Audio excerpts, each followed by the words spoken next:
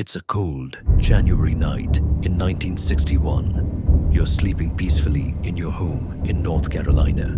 20,000 feet above you, a nuclear weapon 260 times more powerful than Hiroshima is falling through the darkness. And there's only one thing standing between you and total annihilation. One single switch. This isn't fiction. This actually happened. And for decades, the government kept it hidden. January 23rd, 1961. The height of the Cold War. A massive B-52 bomber takes off from Seymour Johnson Air Force Base in North Carolina. It's a routine patrol mission, but there's nothing routine about what this aircraft is carrying. Strapped into its bomb bay are two Mark 39 hydrogen bombs. Each one packs 3.8 megatons of explosive power. To put that in perspective, the bomb that destroyed Hiroshima was 15 kilotons. These weapons are 260 times stronger.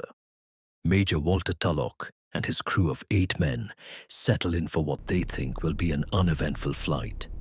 They have no idea what's coming. 3 hours into the mission, something goes wrong. "Pilot, we've got a problem."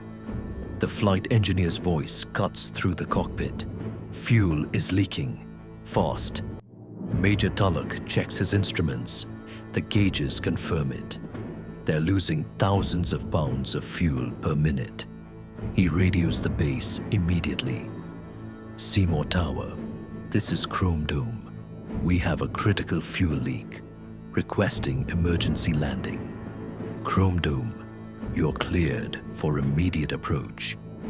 But Tulloch knows the truth. They're not going to make it. The aircraft shudders. Metal groans. The massive bomber is tearing itself apart. "All crew, prepare for emergency procedures." Then the right wing buckles. The B-52 begins to roll violently. Tulloch fights the controls, but it's useless. The fuselage splits open. Eject, eject, eject. 5 crew members manage to escape. 3 don't make it. And as the bomber disintegrates in the freezing night sky, 2 hydrogen bombs fall toward the earth. The first bomb tumbles through the darkness. Its parachute deploys at 5,000 feet. It drifts down slowly and crashes through the branches of a tree near the town of Goldsboro. Population, 17,000 people. The bomb comes to rest, mostly intact. But the second bomb is different. As it falls, the violent breakup of the aircraft triggers something terrifying. The bomb begins to arm itself. These weapons are designed with multiple safety systems to prevent accidental detonation. But one by one, those safeties start to fail. Safety number 1, armed. The bomb's computer registers the aircraft has been destroyed. It assumes this is an intentional drop. Safety number 2, armed. Sensors detect the bomb is falling. Altitude, 8,000 feet and dropping. Safety number 3, armed. The parachute deploys.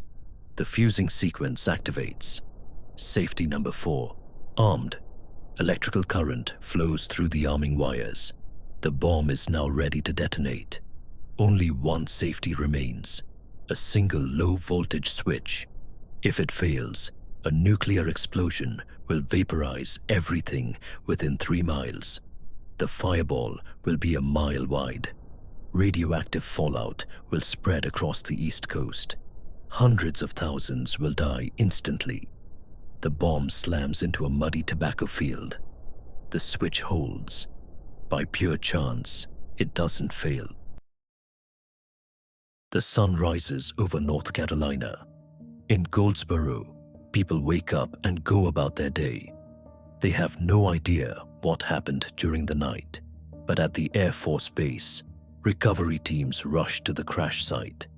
They find the first bomb in the tree. They recover it intact, But the second bomb is buried deep underground. They dig for weeks, but the soil is too waterlogged.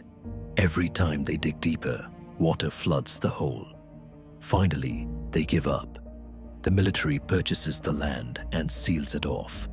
To this day, pieces of that hydrogen bomb remain buried beneath a farmer's field in North Carolina. Here's what makes this story even more disturbing.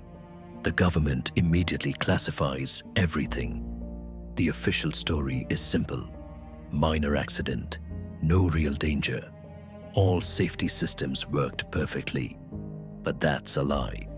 For over 50 years, the truth stays hidden. Then in 2013, declassified documents finally reveal what really happened. A secret report written by government scientist Parker F. Jones tells the real story. He writes that one simple, low-voltage switch stood between the United States and a major catastrophe. He's astonished the bomb didn't detonate. Defense Secretary Robert McNamara later confirms it. The weapons were virtually armed when they hit the ground. That single switch was never designed to be the last line of defense. It was just one safety among many. On that night in January 1961, it was the only thing that worked. Think about what this means.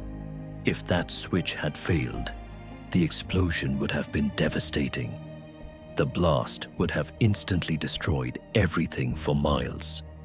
The fallout would have contaminated the entire East Coast. The political consequences would have been unimaginable.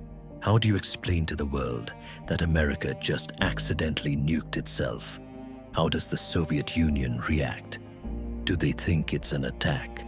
One failed switch could have changed the course of human history. But here's what keeps me awake at night. This wasn't the only incident. Between 1950 and 1980, the US military documented over 30 accidents involving nuclear weapons.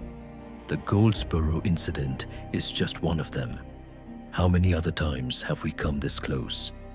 How many other single switches have saved us from ourselves? The people of Goldsboro went to sleep that night with no idea they had just survived what could have been the worst disaster in American history. And most people still don't know how close we came. History was saved by a single mechanical switch that, by sheer luck, didn't fail. Makes you wonder how much of our survival is just chance. If this story gave you chills, hit that like button and let me know in the comments.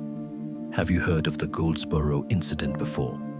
What other hidden moments from history should we uncover next?